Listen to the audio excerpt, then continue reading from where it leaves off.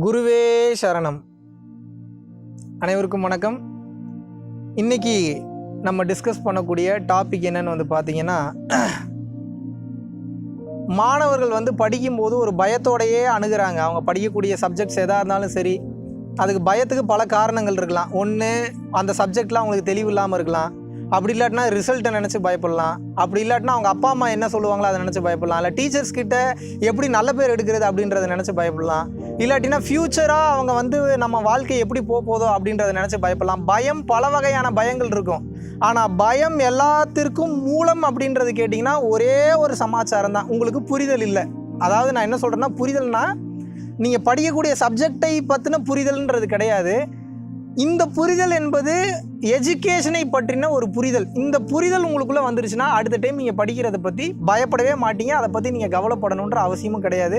இந்த டாபிக் மெயினாக எதற்காக பேசுகிறேன் அப்படின்னா, நம்ம ரெகுலராக வீடியோஸ் போட்டுட்டு இருக்கும்போது கமெண்ட்ஸில் உங்களோட கமெண்ட்ஸ் நிறையா போடுறீங்க. அதில் ஒரு ஸ்டூடெண்ட் ஒருத்தர் கேட்டிருந்தார், ஸோ இதை பற்றி பேசுங்கண்ணா, ஃபியர்லி ஸ்டடிங் ஸ்டூடெண்ட்ஸ்க்காக ஏதாவது ஒரு டாபிக் பேசுங்கண்ணா, எங்களுக்கு ரொம்ப யூஸ்ஃபுல்லாக இருக்கும் அப்படின்னாங்க. ஸோ அவங்களுக்காக பேசப்படக்கூடிய டாபிக் தான் இந்த டாபிக். மெயினாக ஸ்டூடெண்ட்ஸுக்கு, பயந்துக்கிட்டே படிக்கக்கூடிய ஸ்டூடெண்ட்ஸுக்கு நான் என்ன சொல்கிறேன் அப்படின்னா, ஒரு விஷயத்தை உங்களோட மைண்டில் நீங்கள் தெளிவாக பதிய வச்சுக்கோங்க. நான் டீட்டெயில்டாக இதுக்கு முன்னாடி நான் வீடியோ பார்த்துருக்கேன். உங்களுக்கு டைம் இருந்ததுன்னா முதல்ல அந்த வீடியோவை போய் நீங்கள் ஃபுல்லாக பார்த்துருங்க, சரிங்களா?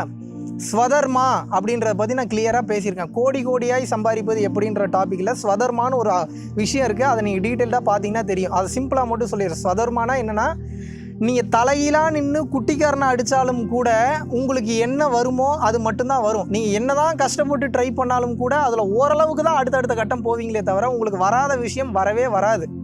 ஓகே, எக்ஸாம்பிளுக்கு பார்த்தீங்கன்னா அதில் நான் ஸ்வதர்மான்றதில் டீட்டெயில்டாக சொல்லியிருக்கேன். அதில் நீங்கள் போய் பார்த்துக்குங்க.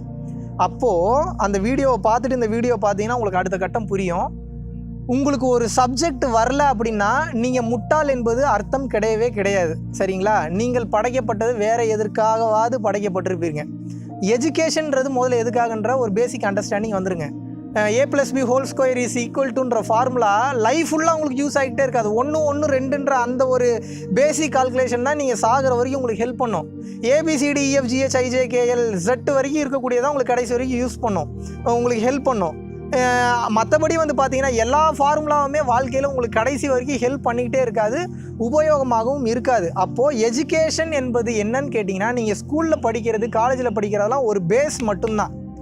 உண்மையான எஜுகேஷன்றது இந்த காலேஜை விட்டு நீங்கள் வெளியில் வரீங்க பார்த்தீங்களா, அப்போ தான் உங்களோட உண்மையான எஜுகேஷன்றது ஸ்டார்ட் ஆகுது. உண்மையான எஜுகேஷன்றது பேப்பர்லேயே நீங்கள் படித்த புக்லேயே கிடையாது, ப்ராக்டிக்கல் எக்ஸ்பீரியன்ஸில் மட்டும்தான் இருக்குது.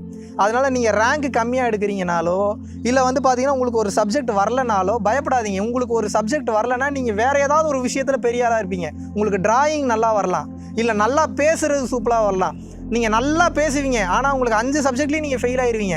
அதுக்காக நீங்கள் வாழ்க்கையிலே ஃபெயில் ஆயிடுவீங்கலாம் அர்த்தம் கிடையாது.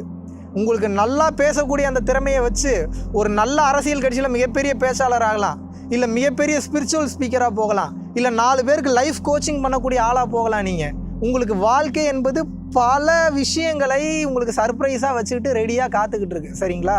அதனால் நீங்கள் படிக்கும்போது ஒரு பயத்தோடையே படிக்கணுன்ற அவசியம் கிடையாது. எப்பயுமே ஒரு விஷயத்தை படித்தே ஆகணும்னு படிச்சிங்கன்னா அது பெயினாக தாங்க தெரியும். பிடிச்சி படிச்சிங்கன்னா அது பெயினாகவே தெரியாது. நீங்கள் நோட் பண்ணி பாருங்கள், உங்கள் லைஃப்பில் எந்த விஷயத்தை நீங்கள் பிடிச்சி படிச்சிங்கனாலும் உங்களுக்கு பிடிச்சி படித்தாலும் சரி பிடிச்சி பண்ணாலும் சரி டைம் போகிறதே தெரியாது.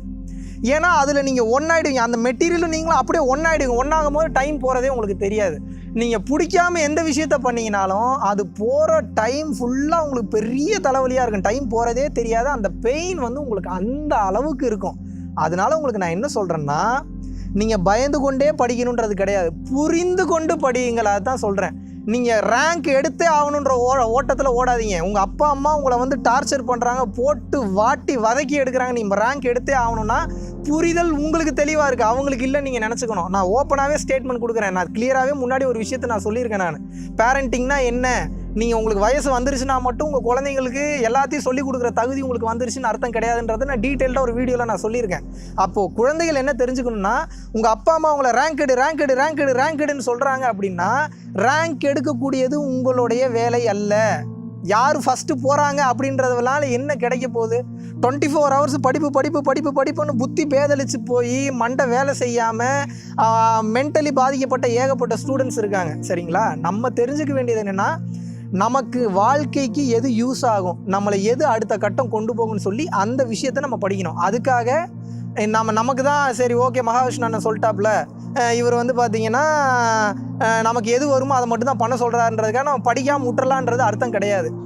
இந்த கல்வி என்பது உங்களுக்கு பேஸ்மெண்ட் மாதிரி, அடிப்படைன்றது. ஒரு அட்லீஸ்ட் ஒரு டிகிரியாவது கம்பல்சரி நீங்கள் ஹோல்டு பண்ணி வச்சுக்கோங்க, உங்களோட சேஃப்டிக்காக சொல்கிறேன். ஏன்னா இன்றைக்கி வெளியே இருக்கக்கூடிய உலகம் அப்படி இருக்குது. எங்கே போனாலும் முதல்ல டிகிரியை கொடுன்னு தான் கேட்குறான். அதனால் அட்லீஸ்ட் நீங்கள் ஒரு டிகிரி வாங்கியாவது கையில் வச்சுக்கோங்க உங்களுடைய சேஃப்டிக்காக. அந்த டிகிரி உங்கள் கையில் இருந்ததுன்னா அந்த உலகத்தில் அதுக்கப்புறம் நீங்கள் எதை வேணாலும் பண்ணலாம். ஏன்னா உங்களுக்கு அந்த பேஸ் என்பது உங்கள் கையில் இருக்கும். அதனால் பயந்துக்கிட்டே படிக்காதீங்க, பதட்டத்தில் படிக்காதீங்க, புரிஞ்சு படிங்க, லவ் பண்ணி படிங்க. அந்த சப்ஜெக்ட் உங்களுக்கு ஈஸியாக புரிஞ்சிடும். நீங்கள் ஒரு விஷயத்தை பயத்தோடு போய் உட்கார்றீங்கனாவே அது அவசரத்தில் அண்டாக்குள்ளே கை விடுற மாதிரி தான். ஓட்டை அவ்வளோ பெருசாக இருந்தாலும் படப்படன்னு திணறுவீங்களே தவிர கை உள்ளே போகவே போகாது. இவ்வளோதாங்க கான்செப்ட். புரிந்து படியுங்கள், உங்கள் வாழ்க்கை சிறப்பாக இருக்கும். நீங்கள் படிக்கக்கூடிய படிப்பு, எஜுகேஷன் என்பது உங்களுடைய அடிப்படை மட்டும்தான். அது உங்களுடைய ஃப்யூச்சரை நிர்ணயிப்பது கிடையவே கிடையாது.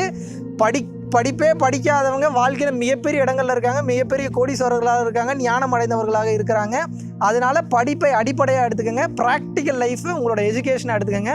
உங்களோட வாழ்க்கை மிக சிறப்பாக இருக்கும். பயப்படாமல் உங்கள் வாழ்க்கையை அணுகுங்க. நிச்சயமாக இந்த வாழ்க்கை உங்களை கைவிடாது. இறைவன் இருக்கா, தைரியமாக செயல்படுங்க நண்பர்களே. உங்களுடைய வாழ்க்கை மிக சிறப்பானதாக அமையும். நன்றி, வணக்கம்.